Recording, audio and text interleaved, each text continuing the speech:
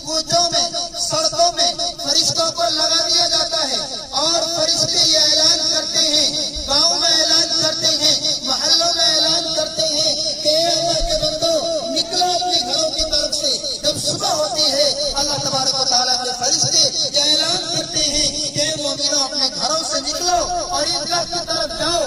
اللہ تبارک و تعالیٰ تمہاری بخشش کا انتظار کر رہا ہے۔ اور لکھا ہے کتابوں کے اندر، حدیث کے اندر کہ جب عید کی دن ہوتی ہے فرشتے اعلان کرتے ہیں اے اللہ کے بندے جاؤ، تم عیدگاہ کی طرف جاؤ، تم بخشائے ہوئے ہو، تمہارا رب تمہاری مغفرت کا انتظار کر رہا ہے، جاؤ تم 2 رکعت نماز پڑھو۔ اور اس نماز کی کیفیت یہ ہوگی کہ جب تم نماز پڑھ کے اللہ تبارک و تعالیٰ سے دعا کرو گے، اللہ تعالیٰ سے اپنا ہاتھ پھیلا کر مانگو گے، مغفرت مانگو گے، جو بھی مانگو گے اللہ تبارک و تعالیٰ تمہیں عنایت کرے گا، تمہیں عطا کرے گا۔ آج اللہ تبارک و تعالیٰ تمہیں محروم نہیں کرے گا۔ اور یہ دن ہے کہ مسلمانوں نے رمضان المبارک کے پورے مہینے میں جنہوں نے روزہ رکھے، عبادت کی، اعتکاف کیا، یعنی تمام عبادتوں کا جنہوں نے اہتمام کیا، اس کو پابندی کے ساتھ، شوق اور جذبے کے ساتھ ادا کیا، تو ایسے لوگوں کے لیے اللہ تبارک و تعالیٰ کا بڑا بخش اور بڑا اکرام ہے۔ اور ایسے لوگ بڑے خوش نصیب ہیں، بڑے خوش قسمت ہیں، بڑے قسمت والے ہیں، ان کو اپنی قسمت پر ناز ہونی چاہیے کہ اللہ تبارک و تعالیٰ نے ہمیں رمضان المبارک کا مہینہ عنایت فرمایا اور ہم نے اس میں اللہ تبارک و تعالیٰ کی عبادت کی۔ ورنہ آپ نے دیکھا ہوگا بہت سے ایسے بندے ہیں جنہوں نے رمضان المبارک کا مہینہ پایا لیکن انہوں نے رمضان المبارک کے مہینے کو غفلت اور سستی میں گزار دیا۔ لیکن جنہوں نے رمضان المبارک کا مہینہ پایا اور اس مہینے میں روزہ رکھا، اعتکاف کیا، تمام نوافل اور دیگر عبادتوں کا اہتمام کیا، تو اللہ تبارک و تعالیٰ نے ان سے خوشی کا اظہار کیا اور اس خوشی کے اظہار میں اللہ تبارک و تعالیٰ نے مسلمانوں کو حکم دیا کہ مسلمانوں جاؤ عیدگاہ کی طرف اور عیدگاہ جا کر تم 2 رکعت نماز پڑھو۔ اور میں آپ کو بتاؤں کہ عید کا دن ہوتا ہے، عید کا دن ہوتا ہے، جمعے کا دن ہوتا ہے جب لوگ اپنے بستی اور اپنے گھروں سے نکل کر مسجد آتے ہیں۔ ایک عید کا دن ہوتا ہے جس دن لوگ جمع ہو کر اپنے گاؤں اور محلوں سے آ کر عیدگاہ میں جمع ہوتے ہیں، یعنی جمعے کے دن بھی لوگ جمع ہوتے ہیں، جمعے کے دن بھی اذان ہوتی ہے، جمعے کے دن اذان ہوتی ہے، اقامت ہوتی ہے، تکبیر کہی جاتی ہے، خطبہ پڑھا جاتا ہے۔ اسی طرح عید کے دن بھی لوگ اپنے گاؤں سے نکل کر، اپنے گھروں سے نکل کر عیدگاہ کی طرف آتے ہیں اور آنے کے بعد دوسری بات یہ دیکھیے کہ جمعے کے لیے تو اذان ہوتی ہے لیکن عید کے لیے اذان نہیں ہوتی۔ آپ نے دیکھا ہوگا، محسوس کیا ہوگا، عید کی نماز کے لیے کوئی اذان نہیں ہوتی، جمعے کی نماز کے لیے تو اذان ہوتی ہے، تکبیر بھی ہوتی ہے، اقامت کہی جاتی ہے، لیکن عید کی نماز کے لیے نہ تو اذان ہوتی ہے اور نہ ہی اقامت کہی جاتی ہے۔ دوسرا فرق آپ نے یہ دیکھا ہوگا کہ جب جمعے کا دن ہوتا ہے امام جب خطبہ پڑھتا ہے تو نماز سے پہلے پڑھتا ہے، لیکن جب عید کا دن ہوتا ہے تو امام نماز پہلے پڑھتا ہے، خطبہ بعد میں پڑھتا ہے۔ کیا وجہ، کیا حکمت؟ اللہ تبارک و تعالیٰ یہ کہتے ہیں بندو آج تو عید کا دن ہے، یہ جمعے کا دن نہیں ہے، یہ تو عید کا دن ہے، یہ خوشی کا دن ہے، یہ مغفرت کا دن ہے۔ میرے بندو تم نماز کا انتظار مت کرو، پہلے تم عیدگاہ کی طرف جاؤ اور فجر کی نماز کے بعد تمہیں کسی نماز پڑھنے کی اجازت نہیں ہے، تمہیں اشراق پڑھنے کی اجازت نہیں ہے، کسی بھی نوافل پڑھنے کی تمہیں اجازت نہیں ہے۔ علماء نے لکھا ہے کہ عید کے دن فجر کی نماز کے بعد کوئی نماز کی گنجائش نہیں، اگر کوئی پڑھے تو وہ گنہگار ہوگا۔ تو عید کے دن اللہ تبارک و تعالیٰ کی طرف سے یہ اعلان ہے کہ بغیر تاخیر کیے، بغیر کوئی نماز پڑھے تم اللہ تبارک و تعالیٰ کی طرف سے بس چھوارا یا دودھ، کوئی میٹھی چیز اپنے منہ میں ڈالو، اس کے بعد عیدگاہ کی طرف نکل جاؤ، عیدگاہ کی طرف نکل جاؤ، نہ اذان ہوگی نہ اقامت ہوگی، پہلے تمہیں نماز پڑھنی ہے، نماز پڑھ کے مجھ سے دعا مانگنی ہے، میں تمہیں بخشوں گا۔ اور دیکھیے اذان اور اقامت نہ ہونے کی وجہ، خطبہ بعد میں ہونے کی وجہ یہی ہے کہ اللہ تبارک و تعالیٰ اپنے بندے سے یہ چاہتے ہیں کہ جب تک اذان ہوگی یا جب تک اقامت ہوگی ٹائم ویسٹ ہوگا، ٹائم ضائع ہو جائے گا، اس لیے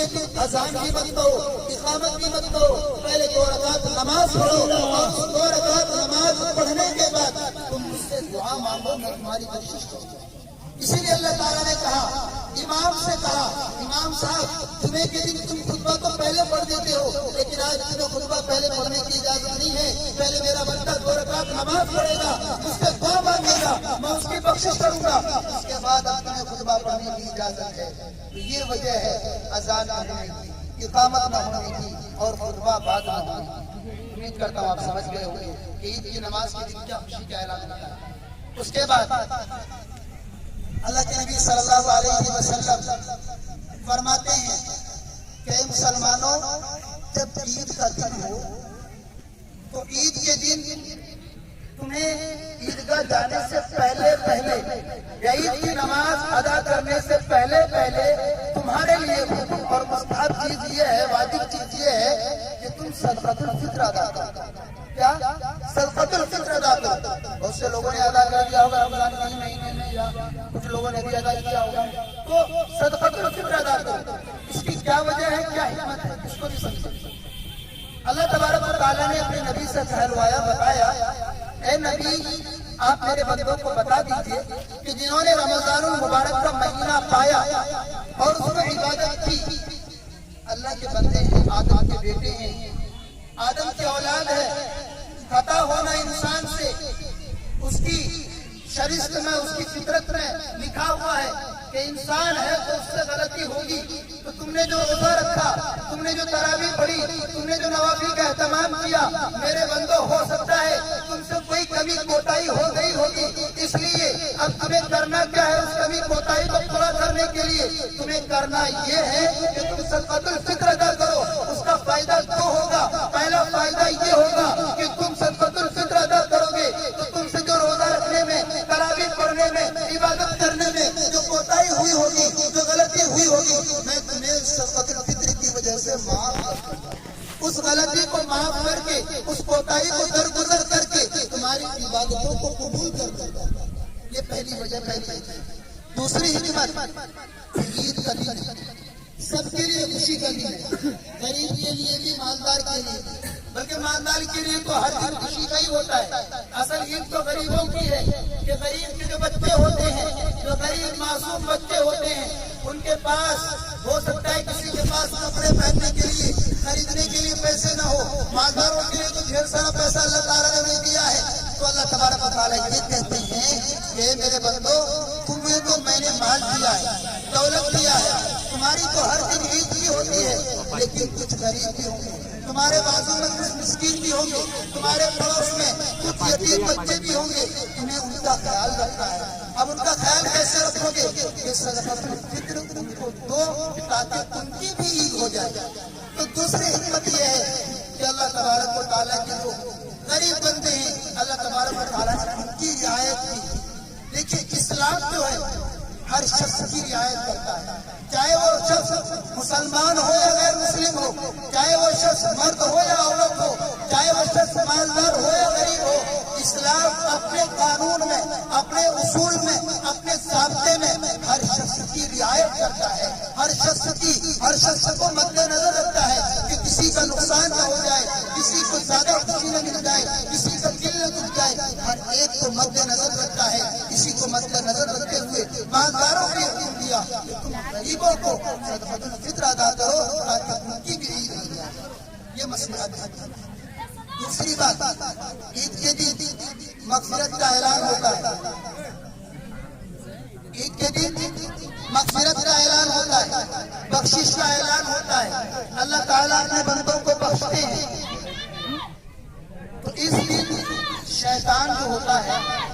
آپ نے حدیث میں پڑھا ہوگا یا سنا ہوگا علماء سے کہ جب رمضان کا مہینہ آتا ہے تو شیطان کو قید کر دیا جاتا ہے، شیطان کو بیڑیوں میں جکڑ دیا جاتا ہے، اس کو قید کر دیا جاتا ہے۔ لیکن جب رمضان کا مہینہ ختم ہو جاتا ہے، اینڈ ہو جاتا ہے، تو شیطان کو پھر چھوڑ دیا جاتا ہے، آزاد کر دیا جاتا ہے۔ اب وہ شیطان کیا کرتا ہے؟ حدیث کی کتابوں میں لکھا ہے، اللہ کے نبی صلی اللہ علیہ وسلم فرماتے ہیں کہ جب عید کا دن ہوتا ہے شیطان کو آزاد کر دیا جاتا ہے۔ شیطان ملامت کی وجہ سے، افسوس کی وجہ سے اپنے آپ پر حسرت کرتے ہوئے یہ کہتا ہے کہ آج تو میرے لیے بڑی بدقسمتی کی دین ہے۔ بدقسمتی کی دین اس لیے ہے کہ رمضان کے پورے مہینے میں مجھے قید کر دیا گیا اور اللہ کے بندوں کو میں بہکا نہیں سکا، اور اللہ کے بندوں نے رمضان میں روزے بھی رکھے، میں بہکا نہیں سکا، تراویح بھی پابندی سے پڑھی، میں نے بہکا نہیں سکا، اور اعتکاف بھی کیا، میں نے بہکا نہیں سکا، یعنی رمضان میں میرا زور نہیں چلا۔ تو شیطان کیا کرتا ہے؟ اپنے سر پر مٹی ڈالتا ہے، اپنے سر پر مٹی ڈالتا ہے، افسوس کرتے ہوئے، غم زدہ ہوتے ہوئے۔ تو شیطان کے جو چیلے ہوتے ہیں وہ کہتے ہیں آقا آپ کیوں افسوس میں، آپ کیوں پریشان ہیں، آپ کو کس چیز کا غم ہے؟ شیطان کہتا ہے ارے میرے چیلوں تم جانتے نہیں، رمضان کے پورے مہینے میں اللہ کے بندوں نے روزہ رکھ لیا، تراویح پابندی سے پڑھی اور اعتکاف بھی کیا، جتنی بھی عبادتیں ہو سکتی تھی انہوں نے کر لیا، میں ان کو بہکا نہیں سکا، اس لیے آج میں افسوس کر رہا ہوں۔ شیطان کے چیلے کہتے ہیں آقا آپ حکم کو دیجئے، مجھے کرنا کیا ہے، آپ ٹینشن مت لیجئے، آپ افسوس مت کیجئے، آپ مجھے حکم دیجئے، اشارہ کیجئے، میں اللہ کے بندوں کو بہکانے میں لگ جاؤں گا۔ شیطان اپنے چیلوں سے کہتا ہے کہ رمضان المبارک کے پورے مہینے میں انہوں نے جو ثواب نہیں کمایا اس سے کہیں زیادہ گناہ عید کے دن ان سے کرواؤ تاکہ ان کا اللہ ان سے ناراض ہو جائے۔ کیا کہتا ہے شیطان؟ پورے رمضان کے مہینے میں انہوں نے جتنا ثواب نہیں کمایا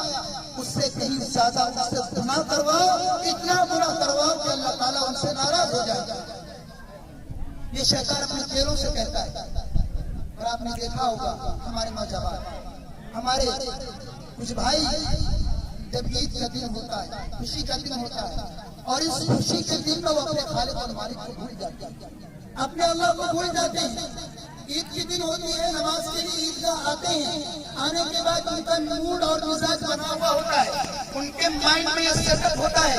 کہ عید کی نماز ہوگی، واپس گھر آئیں گے، گھر آنے کے بعد جو کچھ میسر ہوگا کھا لیں گے، اس کے بعد ہمیں عیاشی کرنا ہے، اس کے بعد ہمیں فلموں کے ہال میں جانا ہے۔ رمضان کے مہینے میں اللہ کے ان بندوں نے عبادت کی تھی، جنہیں کے اڈوں کو انہوں نے آباد نہیں کیا تھا، شراب کے اڈوں کو انہوں نے آباد نہیں کیا تھا، تراویح انہوں نے پابندی سے پڑھی تھی، لیکن اب رمضان کے بعد میں چھٹکارا مل گیا۔ وہ یہ سمجھتے ہیں کہ رمضان کے پورے مہینے میں ہم نے یہ چیز نہیں کر پائی ہے، چلو آج عید کا دن ہے، موقع ہے، گاڑی اٹھاؤ، بائک اٹھاؤ، اپاچی اٹھاؤ اور چلو عیش و عشرت کریں گے، فلم دیکھیں گے اور ڈرامہ کریں گے اور عیش اور عشرت میں اپنے آپ کو پائیں گے، اپنے وقت کو برباد کریں گے۔ یہی ہوتا ہے کہ شیطان ہم سے گناہوں کے کام کرواتا ہے۔ جنہوں نے رمضان کے مبارک مہینے میں گناہوں سے اپنے آپ کو دور رکھا تھا، شیطان عید کے دن ان سے برا کرواتا ہے، عید کے دن ان سے گناہ کرواتا ہے۔ یہ شیطان کی چال ہے۔ اس لیے میں آپ سے معتمانہ یہ پوجا کرنا چاہوں گا اپنے جوانوں سے کہ آپ عید کے دن یہ آپ کے لیے ضرور خوشی کا موقع ہے، لیکن اسلام آپ کو ہر جگہ ہدایت کرتا ہے، اسلام آپ کو ہر جگہ ہدایت کرتا ہے، حکم دیتا ہے کہ تم اپنے حدود میں رہو، اپنے دائرے میں رہو، اپنے فیلڈ میں رہو، اپنے فیلڈ سے باہر مت جاؤ، اپنے فیلڈ سے باہر مت جاؤ۔ وَلَا تَتَّبِعُوا خُطُوَاتِ الشَّيْطَانِ، شیطان کی پیروی مت کرو، بلکہ اپنے اللہ کو دیکھو میرا اللہ مجھ سے کیا چاہتا ہے، اپنے رسول کو دیکھو، اپنے نبی کو دیکھو میرا نبی مجھ سے کیا چاہتا ہے۔ اور جو نبی چاہتے ہیں، جو اللہ چاہتے ہیں، جو آپ کا دین تقاضا کرتا ہے، جو آپ کا مذہب تقاضا کرتا ہے، آپ اسی کی پیروی کریے۔ یہ اسلام کی خوبی ہے، یہ مسلمانوں کا عقیدہ ہے، یہ مسلمان کو کرنا چاہیے۔ ایک مسلمان کے لیے حکم یہ ہے تو اپنے مذہب کی پیروی کرے، غیروں کی نقالی نہ کرے، غیروں کی نقالی نہ کرے۔ آپ نے دیکھا ہوگا یہ ہماری عید ہے، غیروں کی بھی کوئی نہ کوئی عید ہوتی ہے، دیوالی ہوتی ہے، ہولی ہوتی ہے، اس میں وہ طرح طرح کی عیاشی کرتے ہیں، شراب بازی کرتے ہیں، شراب نوشی کرتے ہیں، زنا کاری کرتے ہیں۔ ہمارے مسلمان بھائی بھی ان کے بہکاوے میں، ان کے دیکھا دیکھی میں، ان کے طریقے پر، ان کے نقش قدم پر شیطان کے بہکاوے میں آ جاتے ہیں، اور اس کے بعد پھر وہی چیزیں جو شیطان کرتا ہے، جو شیطان ان سے کرواتا ہے، جو غیر مسلم کو کرتے ہوئے دیکھتے ہیں، وہی عید کے دن وہ کرنا شروع کر دیتے ہیں۔ یہ بہت بڑی غلط بات ہے، یہ گناہ کا کام ہے۔ آپ عید کے دن اس سے بچیں۔ اور کچھ نوجوان تو وہ ہوتے ہیں کہ جو سڑکوں پر آپ نے دیکھا ہوگا بڑی تیز دھوم دھڑاکے سے وہ بائک چلاتے ہیں، اور آپ نے دیکھا ہوگا کہ عید کے دن سے کوئی حادثات ہوتے ہیں۔ میں اپنے جوانوں سے یہ کہنا چاہوں گا کہ آپ ضرور جائیں، جہاں جانا ہو آپ جائیں، لیکن اپنے لمٹ میں ہوتے ہوئے کہیں ایسا نہ ہو کہ عید کا خوشی کا دن آپ کے گھر والوں کے لیے غم کا دن بن جائے، کہیں ایسا نہ ہو کہ عید کا دن جو خوشی کا دن ہے آپ کے خاندان والوں کے لیے غم کا دن بن جائے۔ اس لیے اپنے آپ کو ہر جگہ کنٹرول میں رکھیے، قابو میں رکھیے، اور اپنے حوصلے کو، اپنی ہمت کو اور اپنے نفس کو قابو میں رکھیے۔ شیطان کے بہکاوے میں کبھی بھی آپ مت آئیں اور شیطان کی اتباع نہ کریں، گناہوں کے کاموں سے آپ عید کے دن بچیں گے، آپ عید کے دن گناہوں کے کاموں سے بچیں گے۔ اللہ تبارک و تعالیٰ نے آپ کی جو مغفرت کی ہے، حدیث کے اندر آتا ہے کہ جب عید کا دن ہوتا ہے، عید کی نماز پڑھ کے جب بندہ اپنے عیدگاہ سے نکلتا ہے تو جس طرح وہ بندہ